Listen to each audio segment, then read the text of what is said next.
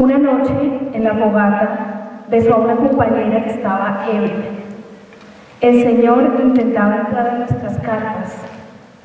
Hacía comentarios sexuales grotescos. Procuró que hubiera trago. Y aunque todas mostramos nuestro desagrado hacia estas insinuaciones, él continuaba insistiendo. El agravio hecho a la compañera en la fogata se dio a la vista de todos los alumnos. Ella estaba visiblemente ebria y en total indefensión. Tuvo secuelas, porque después fue señalada como fácil, como si ella hubiera sido la culpable. Y nunca hubo ni siquiera un llamado de atención a este profesor. Varios compañeros pusieron la queja, pero no hubo ningún tipo de investigación, tan siquiera preliminar. Todo el foco quedó en la compañera, que en realidad fue la víctima del acoso del señor Becerra. Primero fue la palabra. Esto que acabo de leer, estas palabras que acabo de leer, son un fragmento de uno de los testimonios de egresadas, estudiantes del programa de antropología de la Universidad Nacional de Colombia de la sede de Bogotá. Les vamos a contar hoy, a través de las palabras de ellas y de mis palabras, un método de lucha que desarrollamos en Colombia para romper ese silencio y la inercia institucional que se cierne sobre asuntos que simbólicamente se consideran privados y vergonzosos, como la sexualidad. ¿Sí? Es algo que difícilmente se habla, y más aún, hablar de violencia sexual públicamente es romper un tabú. Por eso, para las arqueólogas, antropólogas colombianas que se formaron en la Universidad Nacional como yo, el ejercicio de romper colectivamente ese silencio fue muy sanador y muy importante para nosotros. Entonces hoy les vengo a contar una historia, a contar esa historia de lucha.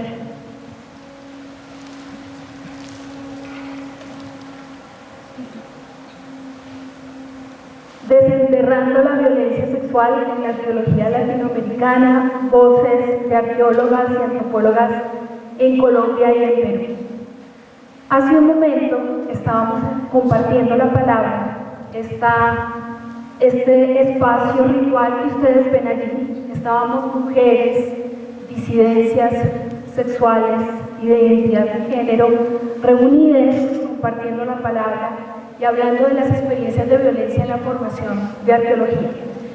Y algunos de ellos colocaron allí algunas experiencias que habían vivido dentro de la universidad de este tipo de violencia, discriminación, casos de revictimización. ¿Sí?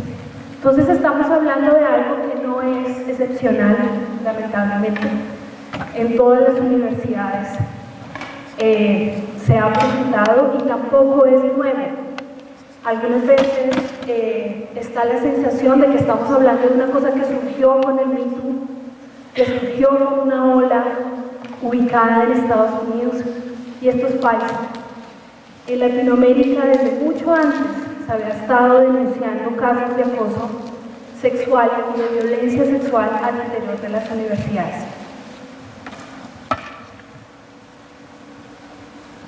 Ok, vamos a hablar por partes.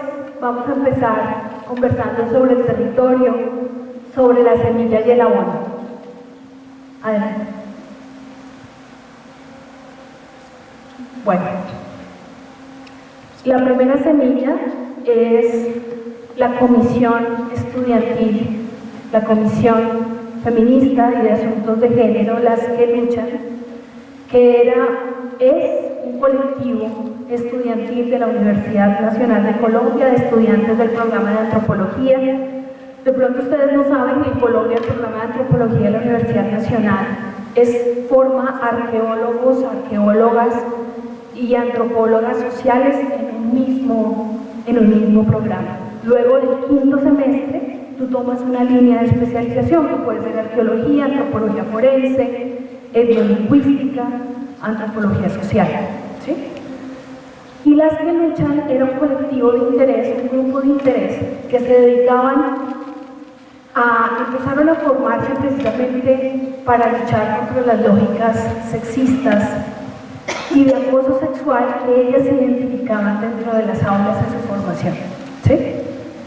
Y luego empezaron a ir un poquito más allá, a profundizar en el estudio de teorías feministas, a abrir espacios para compartir la palabra entre mujeres, a hacer trabajo también con hombres, ellos eran un colectivo mixto donde también participaban varones y hacían, digamos, encuentros donde hablaban de sus experiencias dentro de las aulas, con algunos profesores que ellas identificaban como agresores, ¿sí? Estos profesores eran profesores que llevaban mucho tiempo en la universidad, que incluso fueron profesores míos.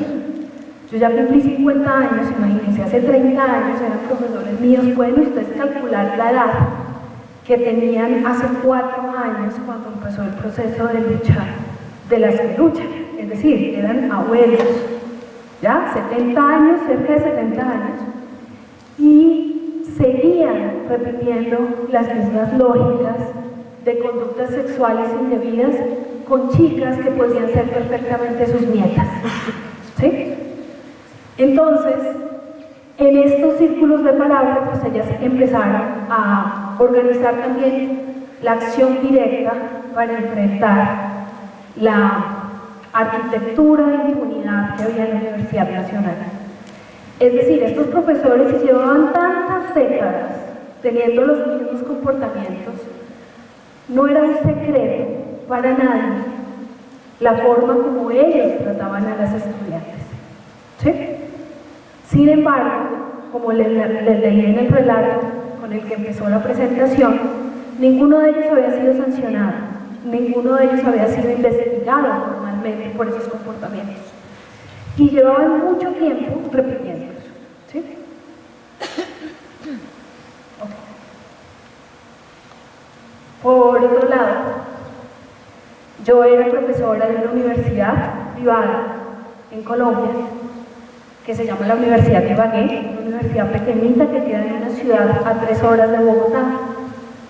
Y estando allí, dirigiendo y coordinando un diplomado de género, se me acercaron trabajadores de la universidad que eran parte de los servicios generales, de las personas que hacen el aseo en la universidad, y parte del cuerpo de seguridad de la universidad, a contarles sus experiencias de acoso laboral y acoso sexual al interior de la universidad. Yo hablé con la rectora, que en ese momento era una mujer feminista, le conté lo que estaba sucediendo, le dije que era una situación muy grave, que no podíamos hacernos las que eso no estaba sucediendo, y le ofrecí mi apoyo para intervenir en esa situación. Hubo un cambio de rector mientras este proceso y nombraron a alguien que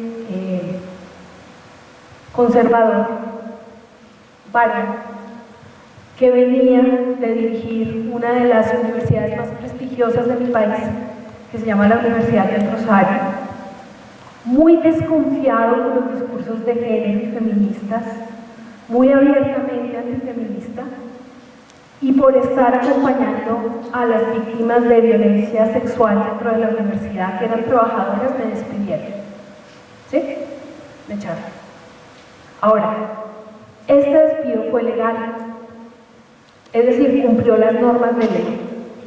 Me pagaron mi indemnización, me pagaron vacaciones, me pagaron todo lo que me podían pagar, me lo pagaron, para que me fuera y no siguiera siendo el apoyo de las compañeras que estaban intentando que esa situación se transformara.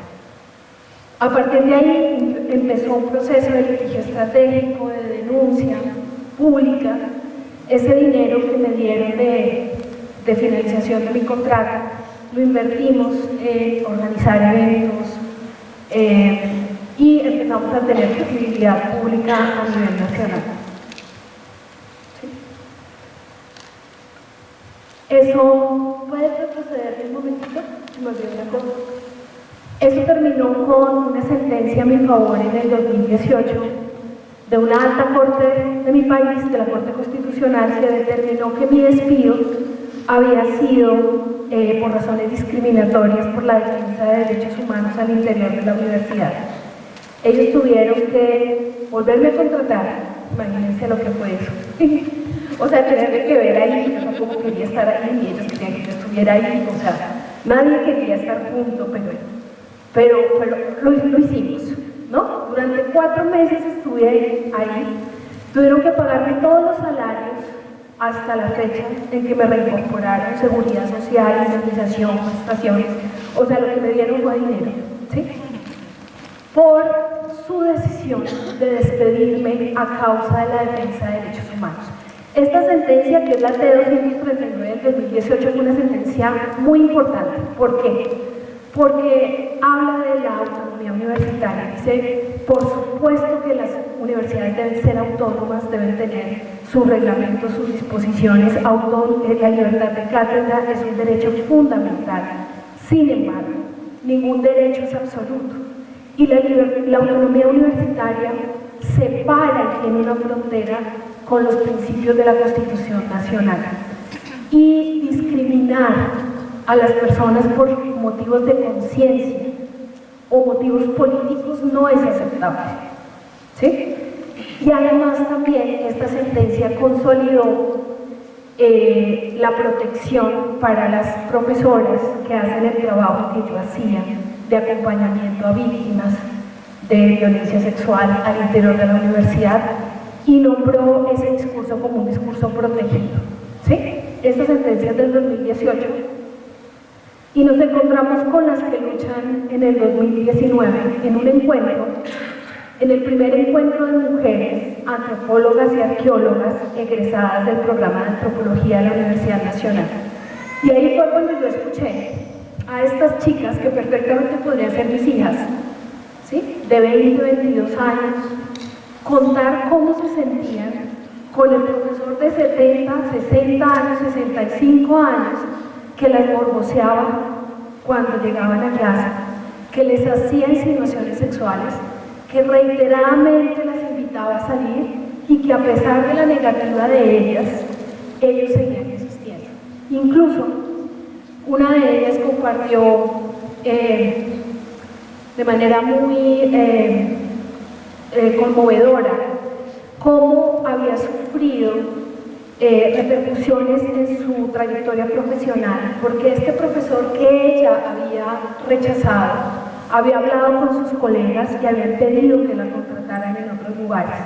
Entonces, no solamente se quedaba en la interacción entre dos personas con posiciones de poder distintas, sino que esa interacción que había sido negativa, que ella se había negado a esa atención sexual no bienvenida, había repercutido durante años en su trayectoria profesional, porque este profesor se encargó de cerrar las puertas en cada uno de los espacios donde sabía que ella podía tener oportunidades laborales.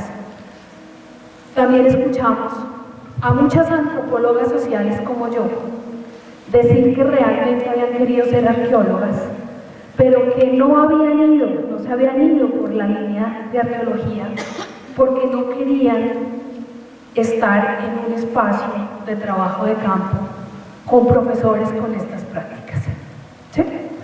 Las estudiantes habían puesto, en este momento ya habían puesto cartas, habían hecho quejas en el sistema disciplinario.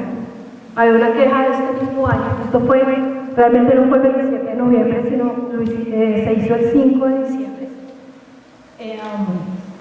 Ya habían ido a hablar con la decana, ya habían puesto quejas, ya habían hecho protestas, incluso al año siguiente, ¿puedes pasar? Ok. Al año siguiente habían hecho una toma de la facultad y habían puesto en las paredes Gerardo Ardila es un violador, Virgilio Becerra es un acosador, ¿sí? Por supuesto que lo habían hecho tapándose las caras, porque si lo hacían de manera abierta, seguramente iban a terminar siendo criminalizadas. Y efectivamente la universidad, en vez de preocuparse por entender esa protesta y tratar de entender lo que ellas querían decir, salieron a decir que iban a abrir procesos penales y disciplinarios para investigar quién había hecho esas pintas, grafitis en las paredes de la facultad. Ahí es donde entro yo. ¿Sí? Después de escucharlas en diciembre del 2019, su protesta, que fue el 8 de marzo del 2020, y la respuesta que le da la universidad amenazando con criminalizarlas, dije, bueno, voy a intervenir, y decidimos juntar las voces. Adelante. Por mis redes sociales, esto es Facebook, que ya ni se usa, pero en ese tiempo se usaba mucho. Llamamos a una reunión presencial a las egresadas para que llegaran. Era un espacio exclusivo de mujeres y estaba enfocado a recoger las experiencias y la memoria que tuvieran egresadas y estudiantes del programa de antropología de la Universidad Nacional de Colombia sobre estos tres profesores. ¿Sí? No más, eso era lo que nosotros teníamos en la cabeza. No queríamos ampliarlo, no queríamos iniciar procesos penales, no queríamos iniciar quejas formales, solamente queríamos que esas voces ayudaran a ser parte de la historia de la facultad, del departamento, que eran voces que habían estado soterradas por la violencia durante muchísimo tiempo.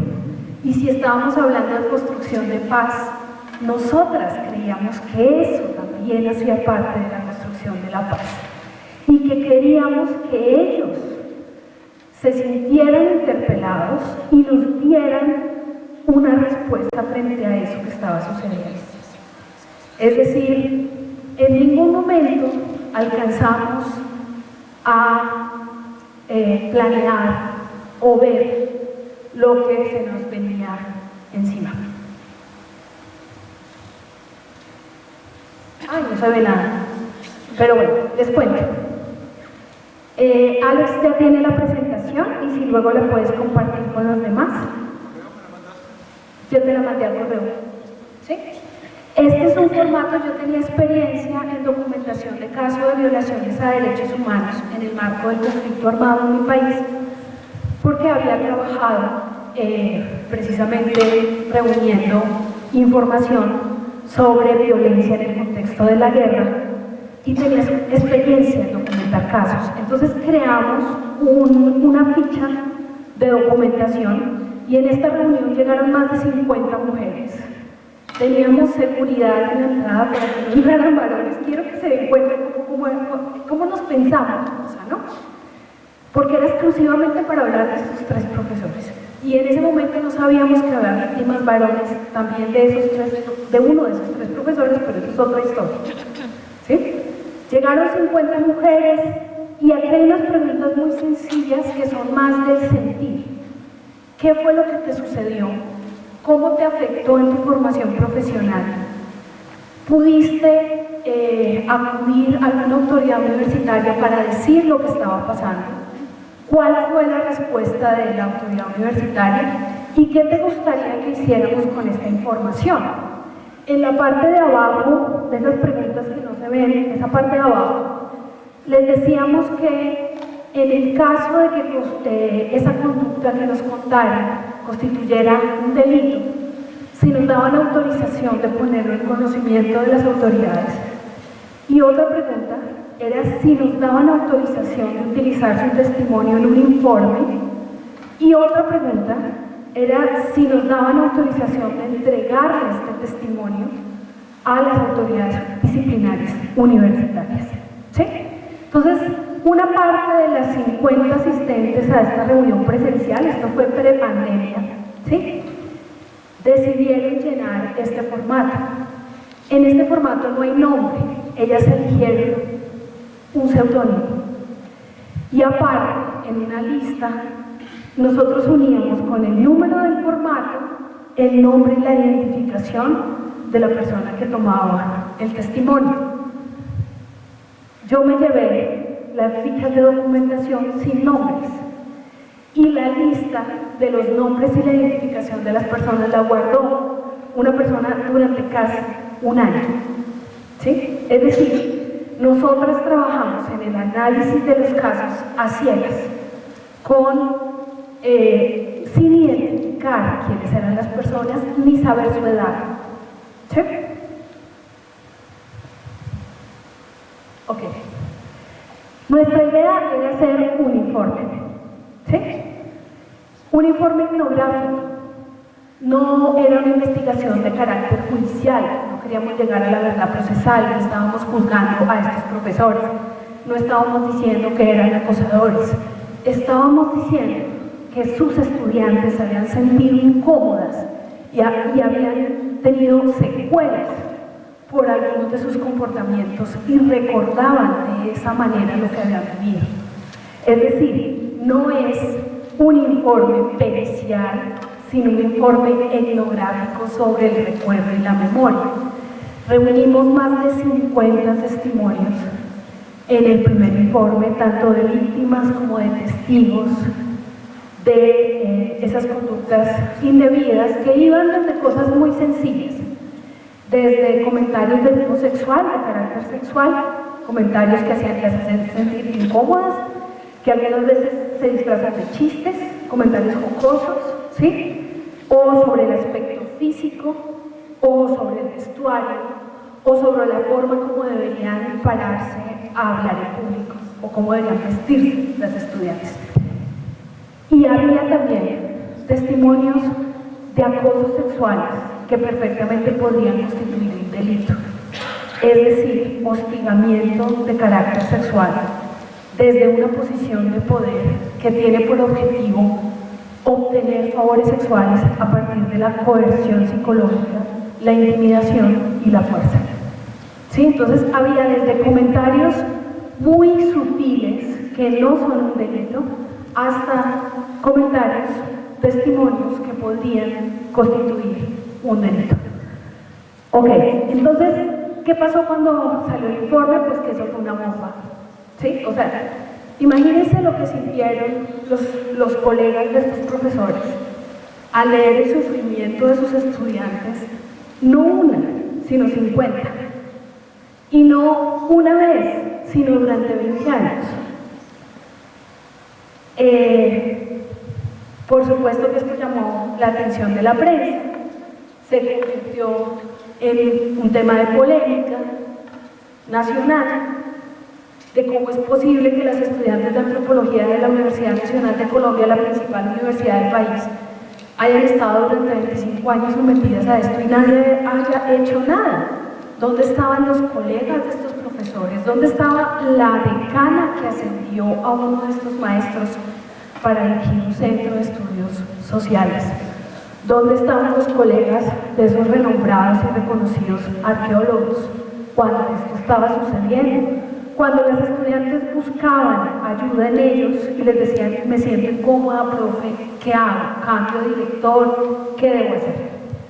Bueno, cuando salió el primer informe, pues nos siguieron llegando testimonios, ya estábamos en pandemia, entonces todos los testimonios que llegaron a través de correo electrónico posteriores a esa primera reunión y alcanzamos a hacer con las que luchan el primer informe, el segundo informe y el tercer informe. El menos conocido es el tercero y es el que más nos gusta a nosotras. Hablo por mí también.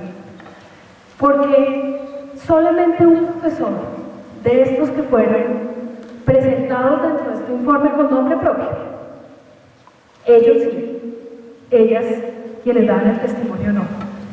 El tercer informe, un solo profesor dijo, sí, está bien, yo me equivoqué. Acepto que no debería haber hecho eso. Asumo la responsabilidad de lo que está pasando y escribo una disculpa pública. Y el tercer informe tiene ese ejercicio entre dos víctimas y un hombre que acepta su responsabilidad. ¿Sí? Hubo un intercambio de comunicaciones y ellas quedaron muy satisfechas con ese ejercicio de transformación del dolor. Es decir, lo que se necesitaba para ellas era cerrar ese capítulo que había sido doloroso en su juventud. Ya eran mujeres que trabajaban, habían pasado más de 15 años de lo que había sucedido, y él tuvo la fuerza, el coraje y la valentía de enfrentar la situación y decir, es cierto, bueno, parcialmente, no todo, ¿no? O sea, aceptó hasta donde pudo aceptar sin incriminarse en un delito, por supuesto, porque no les podemos pedir también que hagan eso, pero aceptó hasta donde él tuvo la capacidad de hacerlo. Eso fue en el tercer informe. Bueno, ¿qué pasó? Que nunca vimos venir, nunca lo planeamos. Estos informes tenían una estrategia que apareciera yo como asesora del informe y las que luchan, que era un colectivo que la gente no tenía individualizado. Ni siquiera los profesores sabían muy bien cómo se componían, las que luchan reconocían algunas, pero ellas, todo su trabajo era protegido, ¿sí? Eran como una red de apoyo y de denuncia y de acción política, pero no estaban individualizadas. Entonces, los informes aparecieron a nombre de ellas como autoras y yo como asesora. ¿Y qué pasó? Pues no veíamos venir que de esos 3 profesores, pues fueron muchos testimonios. Uno tenía 12, otro tenía 8, otro tenía 15, y había un testimonio de un varón, de un egresado, hombre, que nos escribió por correo y nos dijo: a mí me pasó una cosa muy incómoda y siempre que la cuento la gente se ríe de mí. Y ni siquiera mis propios amigos me escucharon, y cuando yo les conté lo que me pasó con este profesor, se burlaron. Y yo sé que este informe es de mujeres, y yo sé que ustedes son feministas, y yo no quiero que esto dañe el trabajo que ustedes están haciendo, pero yo necesito contar esto en alguna parte y quiero saber si ustedes me reciben mi testimonio. Yo no lo pensé 2 veces, dije, por supuesto, ¿cómo lo voy a excluir por ser hombre? Pues, o sea, ni siquiera se me ha pasado por la cabeza que podría haber víctimas de violencia sexual varones ahí, en la universidad. Le mandamos la ficha, él la llenó y lo incluimos en el primer informe. Era un relato que no era incluso una situación de violencia sexual tan grave. Sí lo fue para él, por supuesto, pero en términos penales era lo que se clasifica como un acoso sexual callejero o una injuria por vía de hecho, es decir, un tocamiento sexual en un espacio público. ¿Sí? Nosotros publicamos el testimonio de este compañero, cuyo seudónimo era T. Y el profesor que fue cuestionado por este tocamiento salió a los medios porque era una persona con mucho reconocimiento, mucha voz pública, había sido director del Instituto Colombiano de Antropología, era una persona que opinaba en los medios de transporte, de religión, de feminismo, de extraterrestres, los noticieros lo buscaban para opinar de todo. Era un ser carismático importante dentro de la farándula académica nacional. Y salió a atacarnos como nosotros no vimos venir ese golpe, ni siquiera lo pensamos. Alguien en el grupo dijo: Mónica, no incluyamos ese testimonio de ese chico porque nos va a distraer todo. No lo vamos a escribir si ya dijimos que sí. ¿Sí? O sea, la discusión sí la dimos. Pero ninguna de nosotras, ni por el más lejano, ni las más terribles predicciones nos llevaban al escenario en el que nos encontramos. Nos encontramos con una persona que no sabíamos que era parte del grupo político del actual presidente de Colombia, el señor Gustavo Petro. No sabíamos, no teníamos ni idea, que había construido relaciones muy fuertes con este partido político y que era considerado uno de los intelectuales del progresismo colombiano. Realmente yo no lo veía, entonces yo no sabía. Alcanzamos a prevenir ese riesgo, lo manejamos, yo lo enfrenté, ¿sí? Las chicas no, porque todavía estaban en la universidad, estaban estudiando, no se habían graduado, y sabíamos que iba a denunciar a alguien y pues que me denuncie a mí, no las denuncie a ellas mejor. Y eso lo manejamos con abogados y algo hacemos. Pero esto no lo vimos venir, se vino la locura. O sea, básicamente han sido 4 años de batalla que están tranquilos hace 3 meses.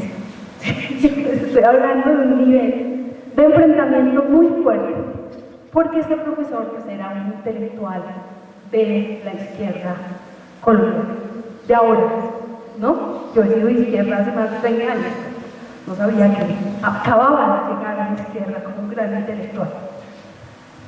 Y bueno, ¿qué pasó? Pues que se desarrolló ciberacoso, violencia política contra las mujeres, contra las feministas, acoso judicial. Me pusieron una acción de tutela, que es como un amparo constitucional por violación de derechos. Según él, yo le había violado el derecho al buen nombre y a la honra y al trabajo y al debido proceso y a la presunción de inocencia. Me metió como 5 derechos. Con la desgracia que perdí. Es decir, los jueces de la República le dieron la razón a él. Dijeron que efectivamente yo no podía volver a hablar del caso, ni podía volver a hablar en medios de él, ni podía referirme a sus denunciantes, que en ese momento ya no eran uno, el que nos mandó el correo electrónico, en ese momento ya eran 4. Es decir, ese uno que pusimos en el primer informe le abrió la puerta a otros chicos que querían hablar de sus experiencias de violencia con este profesor. Entonces, en ese momento ya eran 4 horas, son 5. ¿Sí? Ok. Entonces, bueno, solamente quería mostrarles, esto es un parte de la creatividad de mis acosadores, ¿no? Agarran mis fotos, las cortan, sí, da un poquito de risa, yo sé que da risa, pero me da risa, pero me da miedo, ¿sí? Porque uno no sabe qué tan loco está la gente. Y pues esto solamente es una pequeña muestra, pues me dice que me suicide, que me mate, que compre el ataúd, que tú ya estás muerta, etcétera, etcétera. ¿Sí? Todo con un coordinado, no son espontáneos. Estamos hablando de una organización digital que puede considerarse un grupo organizado digital, donde yo he sido víctima, pero hay otras víctimas, periodistas, defensores de derechos humanos, personas críticas al gobierno, ahora gobierno, que cuando se enfrentan a hacer una crítica caen en enjambres, están organizados en enjambres comunicacionales, cada uno tiene más o menos 30, 40, 50 cuentas, y el presidente sale y marca algo. Este periodista está haciendo algo y allá le cae. Y estamos hablando de que los ataques son sumamente violentos, ¿sí? Y son en manada, ¿no? O sea, es una cosa muy agobiante y muy cansada resistir eso. Adelante. Hablemos de la resistencia. Adelante. Ok. A pesar de los ataques, de los montajes políticos, dijeron que éramos paramilitares, que éramos pagados por la derecha, han dicho que soy parte del uribismo del expresidente Álvaro Uribe, que soy del Partido Verde, que soy de Claudia López, que soy no le atinan. O sea, lo interesante es que no le atinan al perfilamiento político ni de cerca. Han inventado un montón de cosas. A pesar de eso, no nos callamos. Es decir, enfrentamos el acoso judicial, el ciberacoso. Las compañeras de las que luchan siguieron agitando desde sus plataformas.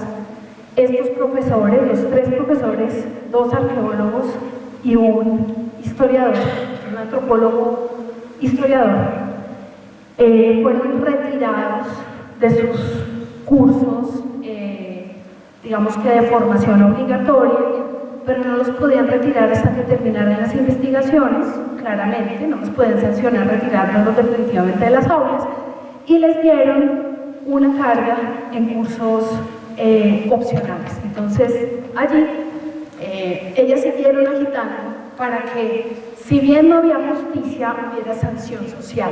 Es decir, que esos profesores sintieran que algo había cambiado, que la mirada de sus colegas hacia ellos había cambiado, que ya no tenían el apoyo del poder para seguir haciendo lo que venían haciendo de manera impune. Adelante. Ok. Y ahí es cuando nos encontramos con el ejercicio de otras colectivas, otras profesoras, otras estudiantes, otras egresadas de arqueología y de antropología que estaban en procesos similares, ¿sí? Jefas en Colombia fue muy importante porque fue la primera que nos creyó, y eso lo quiero decir, que cuando estás viviendo ciberviolencia, cuando estás viviendo violencia política, es muy importante, o violencia sexual, o violencia basada en género, o violencia homofóbica o lesbofóbica, es muy importante que alguien te crea, te diga: yo sé que esto es cierto y yo voy a apoyarte, y se haga al lado tuyo. Y las jefas fueron las primeras en alinearse a nuestro favor, ¿sí? Y organizaron eventos, escribieron artículos, me invitaron a hablar, yo estaba con el corazón absolutamente quebrado, ¿sí? Y allí conocí a la gente de la RIDAP. Y la RIDAP también organizó una recogida de firmas para apoyarme, porque en ese momento tenía, además de 2 fallos en contra de jueces de la República, una denuncia por calumnia e injuria para criminalizarme, ¿sí? O sea, para mandarme a la cárcel. El ICANN, el Instituto Colombiano de Antropología, escribió un concepto sobre el trabajo que habíamos hecho en los informes, un concepto reconociéndolo como un trabajo antropológico y un trabajo etnográfico valioso. ACAN, que es la Asociación Colombiana de Antropología, también se pronunció. Aula Abierta Latinoamericana, que es una organización de derechos humanos que defiende los derechos universitarios en América Latina, también escribió un amicus a mi favor en la Corte Constitucional. La Defensoría del Pueblo, que es una institución, asumió mi caso para tratar de que revisaran esos 2 fallos en mi contra. La Fundación para la Libertad de Prensa, Temblores, que es una ONG de derechos humanos, la Casa de la Mujer, y un montón de feministas, mujeres, estudiantes, profesores, que no puedo nombrar aquí, pero que dijeron: ya basta. ¿Sí? Ya basta. Nosotros sabemos, no hay un fallo en un juez, no hay un fallo en ninguna autoridad, pero nosotros sabemos que 50 testimonios, 60 testimonios de mujeres que no se conocen entre sí, que estudiaron durante un lapso de 25 años, no pueden estar diciendo mentiras sobre los mismos docentes. Nosotros les creemos a ellas y ya basta. ¿Sí? Bueno, ahí es cuando nos encontramos con Marcela Portier. Marcela la conocimos en un evento académico, conocimos su caso de criminalización. Lamentablemente, ella sí alcanzó a ser criminalizada, es decir, fue condenada por difamación, por decir que había sido víctima de un abuso sexual, por tener que ver imágenes explícitas, pornográficas sin consentimiento. Eso en Colombia está tipificado como pornografía no consentida. No solamente la difusión de imágenes íntimas tuyas, sino que te obliguen a ver pornografía cuando tú no quieres, y además en un aula de clases. Y Marcela puso el cuerpo por otras mujeres que habían vivido situaciones similares y que no podían en ese momento de sus vidas enfrentar un proceso formal a través de una denuncia, de un protocolo o de un juez de la República. Lamentablemente ella fue condenada en primera instancia y obligada a pagar una suma astronómica de indemnización a este profesor que nunca fue despedido de la universidad y que es un exministro y que es una persona que goza de un gran prestigio y tiene un gran poder. Quiero decirles algo, ustedes que son docentes o que se preparan para ser docentes, este tipo de situaciones hay que leerlas en clave de la estructura de poder, o si no, no se van a entender. Su labor no es saber si esas denuncias son falsas o son verdaderas, porque eso lo hace un juez. No lo hace usted, no lo hacen ustedes. Lo que ustedes tienen que hacer es entender el por qué se está expresando ese malestar, por qué se está expresando esa protesta y tratar de validar esa sensación de insatisfacción y ver cómo la pueden corregir. ¿Sí? Ya las autoridades disciplinarias o las autoridades penales harán su propio trabajo. Esa estructura de poder produce tantas víctimas. El problema no es Gerardo Ardila, el problema no es Virgilio Becerra, el problema no es Augusto Gómez, el problema no es Fabián Zanabria, ni siquiera el señor Luis Jaime, ni siquiera ellos son el problema es la estructura que les enseña que cuando tienen poder pueden atribuirse el acceso sexual de las personas que están en sus aulas. Y podemos sacar a Virgilio, podemos sacar a Gerardo, podemos sacar a Luis Jaime, y siempre habrá alguien que lo reemplace, porque la estructura sigue intacta. ¿Sí? Ok. Afortunadamente, en segunda instancia, los jueces fallan a favor de Marcela. Sin embargo, el daño que sufrió Marcela, ya recuperarlo es muy difícil. El daño que he sufrido yo por todo el acoso, el intento de criminalización, la persecución, las dos medidas de protección que tengo de la policía me dice: usted no puede salir sola, tiene que llamarnos para cuando usted vaya a salir, llamen, nosotros la acompañamos. Imagínense uno caminando con dos policías detrás. O sea, ¿cómo voy a hacer eso? No voy a hacer eso. ¿Sí? O sea, corro el riesgo. ¿Sí? Adelante. La cosecha. Y ya casi terminamos. Ok. Muchas críticas hay frente a las mujeres que rompen el silencio, por cosas pequeñas a nuestros ojos o cosas grandes, no importa, pero romper ese silencio es visto como demasiado radical, demasiado grosero, pero esas cosas se deberían haber podido solucionar de otra forma. Esas no son formas.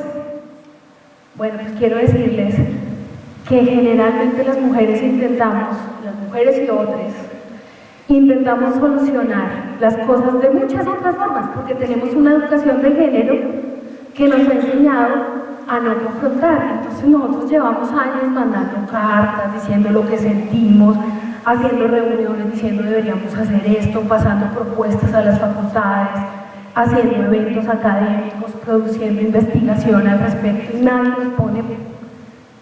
no nos pone la atención. Llevamos siglos así.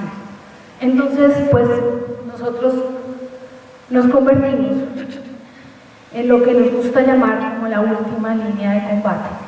Es decir, cuando todo falla, llegamos nosotras a romper la inercia institucional, pues con un bombazo, en el sentido de una opinión, un debate, un sacar del silencio, un exponer la verdad frente a ellos, y algo tienen que hacer. Vean a ver qué van a hacer ustedes con ese problema.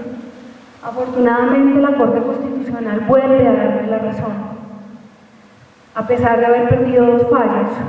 En marzo del 2022 dice que mi trabajo es legítimo en defensa de derechos humanos y apoya 100% el trabajo que estamos haciendo. Y le llama la atención a las jueces que fallaron en primera y segunda instancia y dicen sus fallos no tienen perspectiva de género, porque no supieron leer la diferencia de poder entre Mónica y el señor que me puso la tutela, Fabián Zanabria, que era un señor pues muy importante dentro de los medios y la academia colombiana. Ese fallo es importante también porque obliga a todas las universidades en Colombia, institutos de educación superior, a tener protocolos y rutas apropiadas para tratar estos casos desde una perspectiva de derechos humanos y desde un enfoque de género. ¿Sí? No solamente es tener el protocolo, ya sabemos nosotros que los protocolos por sí mismos, sin voluntad política y sin acción política, no sirven. Es más, son dañinos, ya lo sabemos. Pero esto es parte, digamos, de la cosecha y de la lucha que nosotros hemos dado, y la idea es que pueda dinamizar estas discusiones al interior de las universidades. Lamentablemente, en Colombia, hace pocos meses se suicidaron 2 estudiantes, un varón y una mujer, que estudiaban medicina en 2 prestigiosas universidades de mi país. Esos protocolos también deben ser sensibles frente a otro tipo de violencias, que no son solamente las sexuales y las de género, sino al acoso pedagógico, a ese nivel de exigencia que está reventando a la gente y que hace que terminen tomando decisiones como las que tomaron estos 2 estudiantes de medicina. Ok, para nosotros también es muy importante hablar. Lo que dijo la Corte fue: la denuncia pública sin un fallo de un juez es legítima en casos de violencia sexual y de género, porque no le podemos pedir a las víctimas que, además que viven esa situación de violencia, tengan que guardar silencio mientras un juicio que puede durar 7, 8, 9 años, y que al final de ese juicio solamente tiene 2% de posibilidades de llegar a una condena, porque el nivel de impunidad es altísimo. Que vencer la presunción de inocencia en juicio es muy difícil. Nosotros no esperamos lograrlo, tenemos solamente una denuncia en juicio. De todos los 50 testimonios, hay una en juicio por acceso carnal violento agravado por la confianza. Y tenemos solamente 2% de posibilidades de que ese juicio termine con una condena. Mejor dicho, si logramos pasar por ese ojo de esa aguja, sería un milagro. ¿Sí? Sabemos que es posible que eso se quede en impunidad, no importa. ¿Sí?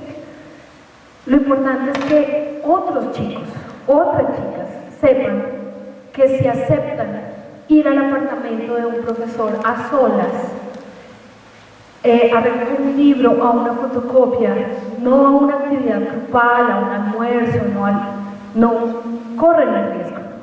¿Sí? Que si un profesor les ofrece, o una profesora les ofrece, desarrollar una vida profesional a su cargo a cambio de sexo, es explotación sexual. Y que sepan también que si algo así les pasa, hay gente que les va a creer y que va a ayudar a que su voz sea escuchada. Ahora, si les pedimos, pueden retroceder un minuto, si hacemos una reflexión que esa denuncia pública debe ser utilizada con ética, solamente hacia arriba de la estructura de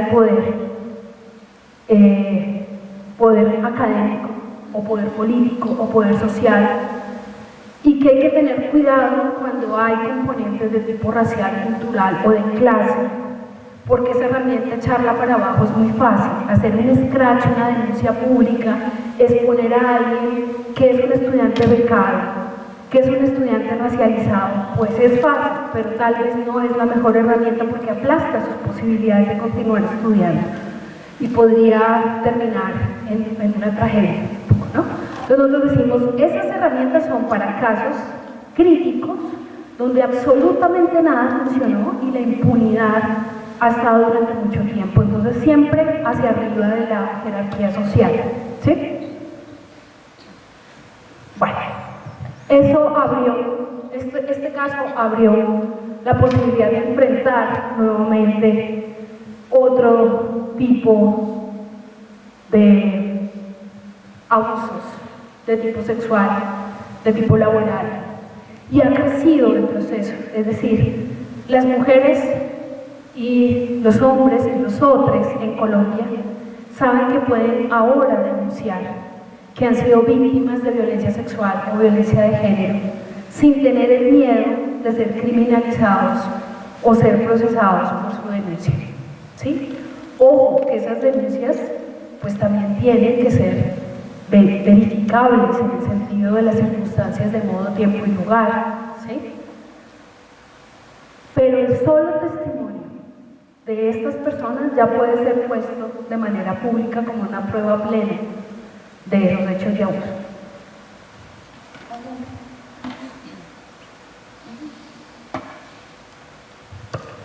No hay lucha sin costo, ¿sí?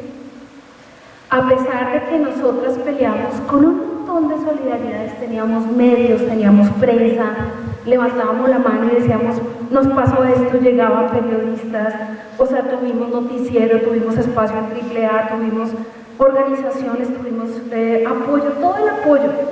Hay un espacio en esa lucha que es muy personal y es muy individual y es un costo muy alto de pagar, ¿sí? Y a veces es difícil decirlo, ¿no? No hay una lucha sin heridas.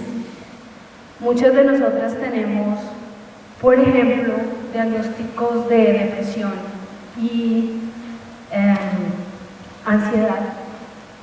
Hubo un tiempo en que los correos de las autoridades acusándome de varias cosas me llegaban los viernes a las 5 de la tarde. Viernes a las 5 de la tarde, eso es a propósito, ¿no? Tú no le mandas un correo a una persona para que procese las cosas el viernes a las 5 de la tarde porque lo dejas sufriendo todo el fin de semana. Entonces me sentaba a escribir horas, respuestas, viendo leyes, armando cosas, dormía 2 horas. Dormía porque alguien me decía, Mónica, tienes que dormir, ¿sí? O comía porque alguien me obligaba a comer. Yo estoy segura que no soy la única que ha pagado los costos altos que significa romper y dinamitar esa estructura de silencio. Estoy segura que Marcela los ha pagado. Y no tiene que ser así, no tiene que ser así. Si ustedes escuchan a una mujer romper el silencio y denunciar que se ha sentido ofendida por algo, que se ha sentido lastimada por algo, lo peor que pueden hacer es aliarse y juntarse para apoyar al compañero, a la compañera cuestionada. Escuchen lo que les está diciendo. Bien dicho. Entiendan lo que les está diciendo. Traten de entender por qué les está diciendo eso. Acepten el desafío, no criminalicen a las mujeres que hemos estado calladas durante siglos y hasta ahora estamos empezando a hablar y ya nos quieren volver a meter en la cocina, ¿no? ¿Por qué no toleran la palabra de las mujeres? La palabra que enfrenta, la palabra que rompe, la palabra que se para desde la fuerza. La seguridad del ego de estos académicos queda en duda cuando necesitan aplastar a una estudiante de 20 años. A estos académicos con este poder, esta trayectoria, esa fuerza, nadie les está quitando eso, que necesitan ponerle la bota en el cuello a una defensora de derechos humanos en un país como Colombia. ¿Dónde está su seguridad? ¿Dónde está su fuerza en realidad? Muchas gracias.